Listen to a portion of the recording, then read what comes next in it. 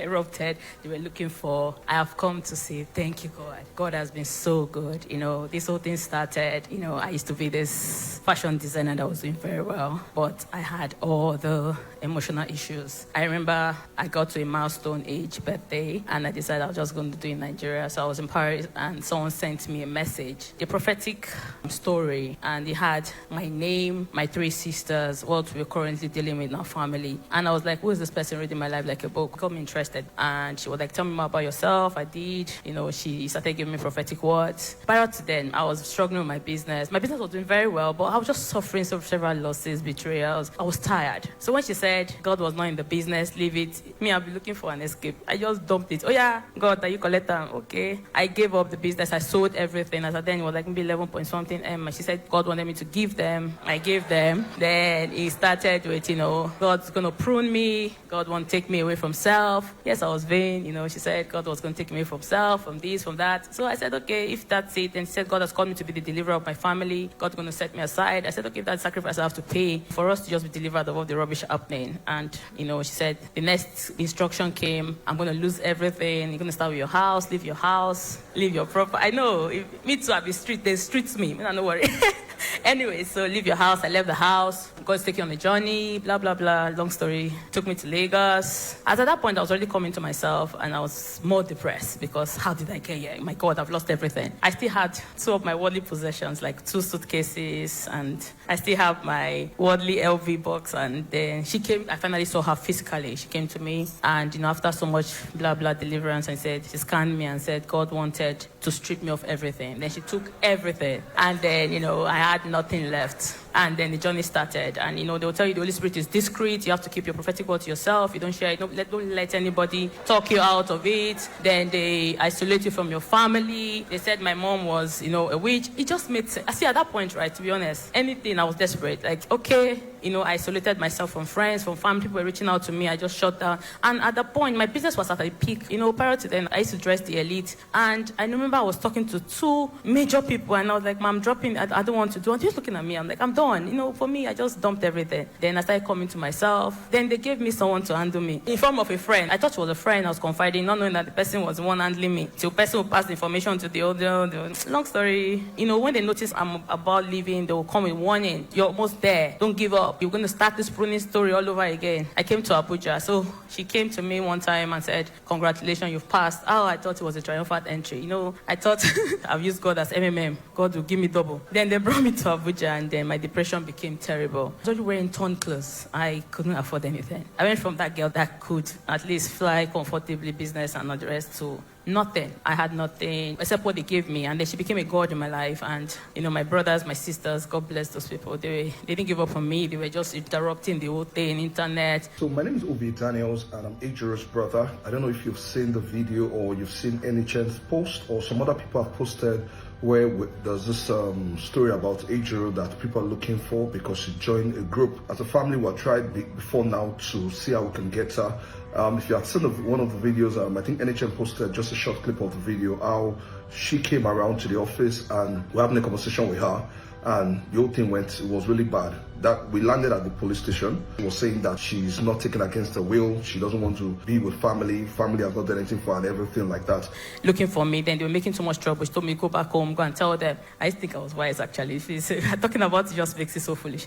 I went to meet them. I was actually trying to talk to my siblings with my eyes, but the whole thing went left. I started shouting. I left there. I went back. Then May. It's bad that you're going through a lot and you've lost everything, and you're already ashamed, and then the whole world now knows your story. Oh my God.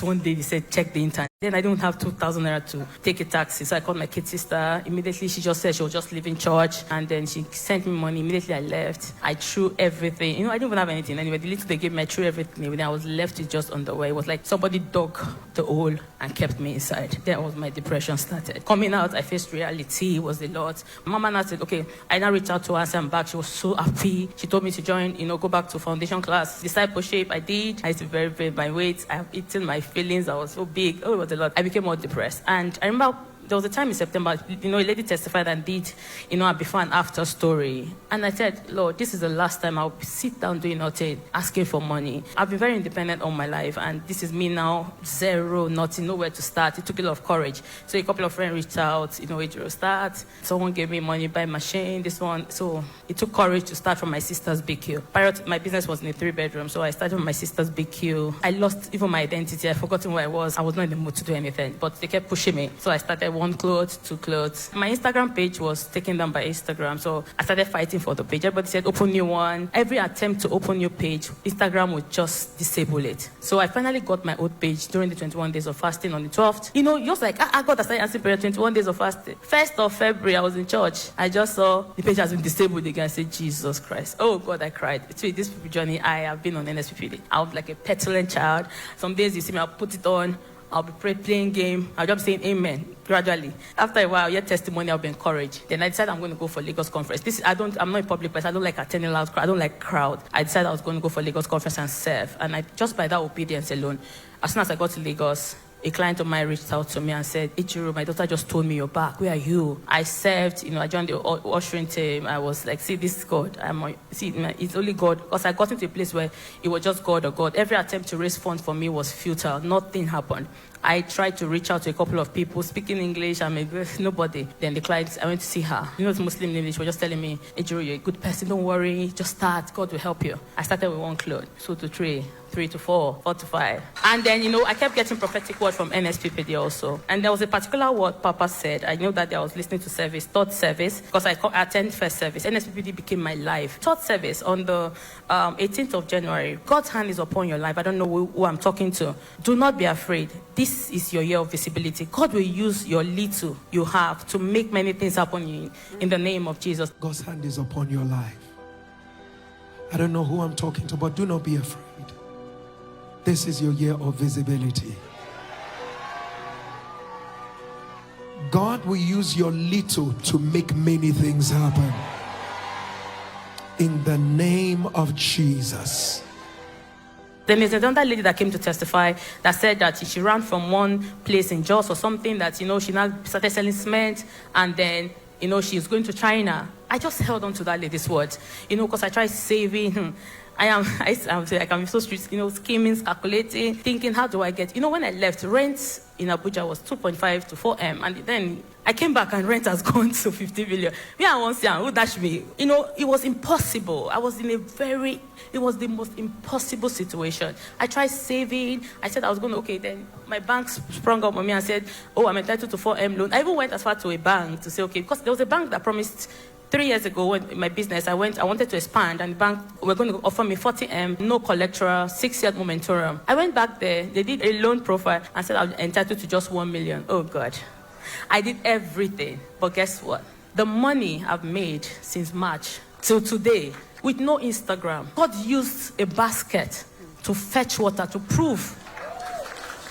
I have made my inflow, the income currently, within March, after 21 days fast, I have made over 83 million naira.